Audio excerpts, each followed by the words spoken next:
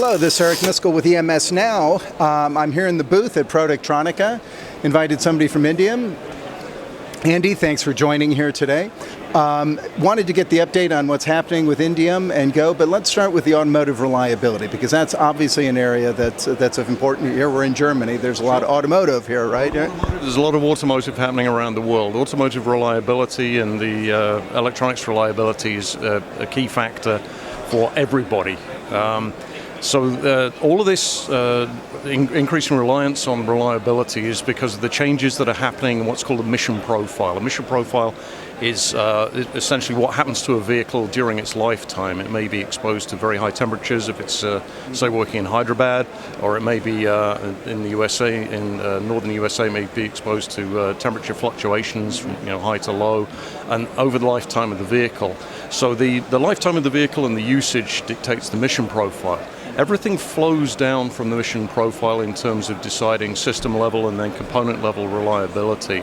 And so this is where we start needing increased reliability materials, because as we move to electric vehicles, and particularly self-driving vehicles, we're seeing that there's an increased need for a longer lifetime, and also the lifetime of usage.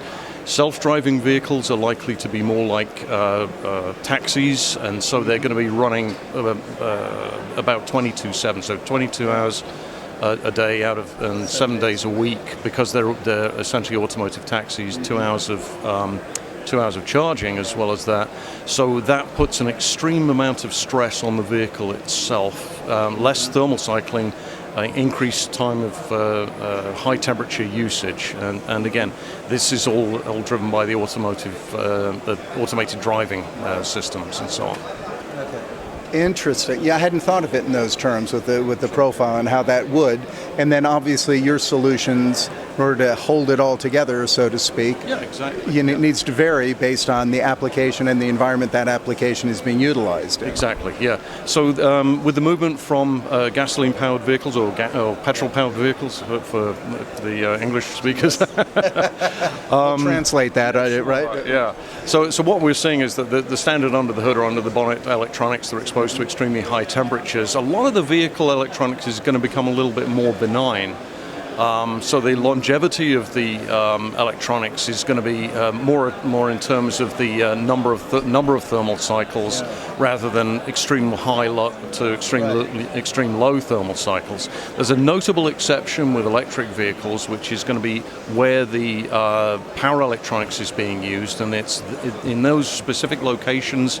Battery charging and around the power electronics controlling the electric machines, or the electric motors as they're called, those are going to be extreme high temperature hotspots. So again, rather than it being a sort of a generalized area of the vehicle where you see higher temperatures, you're going to see certain specific hotspots, with much of the rest of the vehicle being exposed to much longer lifetimes. So we may be talking, say, 150,000 miles, even 200,000 miles as becoming a standard lifetime for a vehicle. And again, all of the reliability for the components and the systems then flows down from that mission profile. So what do you need? You need high reliability alloys, such as our Indoloy 292, which is now proven for high temperature SMT automotive electronics. You need things like our new quick sintering solder paste. It's a printable and dispensable sintering paste that doesn't require pressure. You can actually use the tools that are currently being used for high lead die attach and for other kinds of applications, but for those high temperature reflow-like applications, you can actually drop the material into that. And also for system and package as well. We're now seeing a lot of concern about the fact that the system and package type devices, front-end modules and so on, which are integrating very small components into what's essentially a very small daughter board in a cell phone assembly. Those same kinds of systems are now starting to be adopted into the automotive industry, and obviously the reliability requirements are drastically different. And so that's a challenge that we're facing with system in package. And so we have our series of system in package solder paste, both water soluble and no clean, for Type 6 and Type 7. Being adopted and used, but frankly, by the ton quantities in certain customers in Asia, in Taiwan and Korea. And you started going into what's new and what you're doing, and the system package is certainly one of it. But you also, other thing, excuse me, what's new there, the quick sinter. You talked about Sure. that a bit. Yeah, so the quick sintering process, again, gets us away from the pressureless sintering. Pressurized sintering has been around for quite a number of years. If you talk to certain people, they say, well, it's actually been around for maybe 30 or 40 years in certain specific applications. But in broad applications where you need much higher heat transfer, and a need for removing heat again from these systems where high power density is occurring. There's an increasing need for reliability, and so taking the sinter material and then pressurizing it and applying great heat in order to be able to get it to the almost fully densified form where it's almost pure silver with a few little voids in it, that requires pressure. On the other hand, it also requires a lot of capital investment. In fact, I just had lunch with a gentleman. We were talking about the capital investment there starts at maybe $300,000 to millions and millions of dollars, depending on how many lines you're putting in. And that's simply because you need the temperature and pressure requirement at the same time. Now, for many of our customers who are extremely cost conscious, and particularly those who are manufacturing smaller components, diodes, Schottky diodes, and diodes, and that kind of thing, they have the same pressure from power density and they have the same pressure from increased lifetime. And again, all of this flowing down from these extended mission profiles.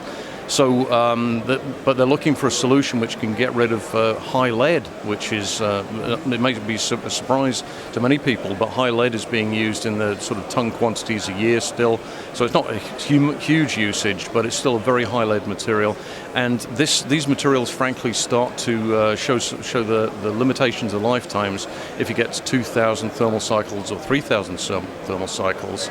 And so they start falling apart, and people are increasingly needing something with increased thermal conductivity and particularly increased reliability. And this is where if we can provide, as we have been able to provide, a solution that eliminates the need for pressure, that allows you to just use a standard, either a dispense or a standard printing kind of process in order to apply the sinter material. And you can do it on any kind of surface, a silver surface, a copper surface, a gold surface, whatever you need to put it onto. And we can allow that. We get great joint strengths above the DA5 requirement of 15 megapascals, so we get good joint strength. And again, pressureless sintering, and in a very short time frame. They're called quick sinter because not only can you very rapidly dispense them, but also the sintering process is more like a reflow process. Rather than hours, we're talking maybe 8-10 minutes, something like that, even less. Oh, amazing. Now, before we wrap, the other issue we wanted to talk about was the jet in place. Yes, we've had tremendous success, and I want to say a big thank you to our partners, Micronic, who we have had some very strong interactions with recently. And in fact, over the last 2 years, and we're not quite ready to release it yet. We were hoping for Productronica, but Micronic is quite rightly erring on the side of caution with making sure that they can jet millions and millions of dots of our solder paste consistently.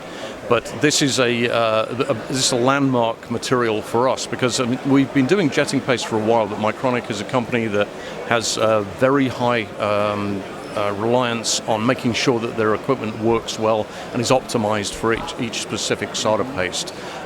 So that requires a lengthy collaboration. They've been extremely patient. We've been working together for about 2 years on this project. And so now we have what we're calling our PicoShot NC5M material.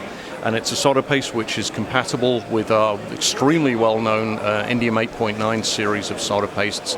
It can actually be dropped in. I was talking last night to a gentleman who's using this as a print repair, so that, for example, if you print a printed circuit board with solder paste and one of the deposits perhaps isn't quite large enough, or there's an edge missing from it, in order to get 0 part per million defectivity at the initial stage of manufacturing, and again driven by automotive, they're able to use the jetting solder paste, which produces really small dots of the order of say 1 to 7 nanoliters, in order to actually repair and fill out that missing deposit. So having a jetting solder paste that's compatible absolutely with the both chemically and electrically reliability wise with the current 8.9 series of solder paste puts us in an extremely powerful position.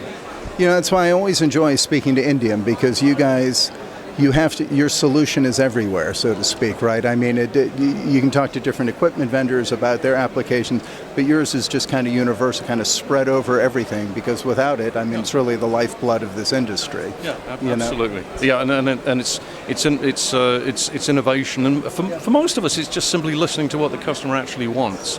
Too much time is spent sometimes on engineering things that customers don't want, and we're increasingly using a direct line of contact between our sales team and the R&D team internally, which is paying us great dividends, again, in getting the true voice of the customer, getting that to our R&D staff so that there's a direct communication.